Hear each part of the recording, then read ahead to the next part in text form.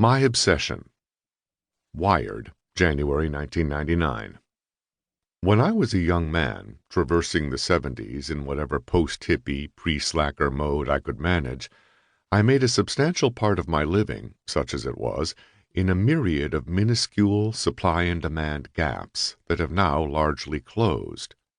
I was what antique dealers call a picker, a semi-savvy haunter of Salvation Army thrift shops, from which I would extract objects of obscure desire that I knew were upmarketable to specialist dealers, who sold in turn to collectors.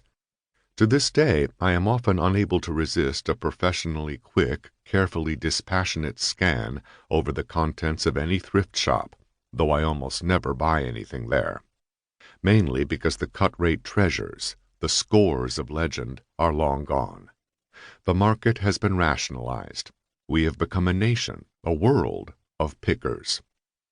There are several reasons for this. One has to do with boomer demographics and the cult of nostalgia. There are now more 50-somethings than there are primo childhood artifacts of a similar vintage.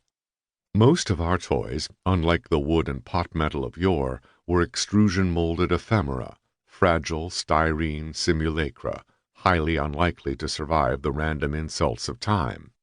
A great deal of the boomers' remembered world has been melted down or crushed into unreadable fragments in forgotten strata of landfill. What remains, particularly if it's mint in box, becomes increasingly rarefied. Another reason, and this one is more mysterious, has to do with an ongoing democratization of connoisseurship, in which curatorial privilege is available at every level of society. Whether one collects Warhol prints or Beanie Babies becomes, well, a matter of taste. The idea of the collectible is everywhere today, and sometimes strikes me as some desperate, instinctive reconfiguring of the post-industrial flow, some basic mammalian response to the bewildering flood of sheer stuff we produce. But the main driving force in the tidying of the world's attic, the drying up of random innocent sources of rarities,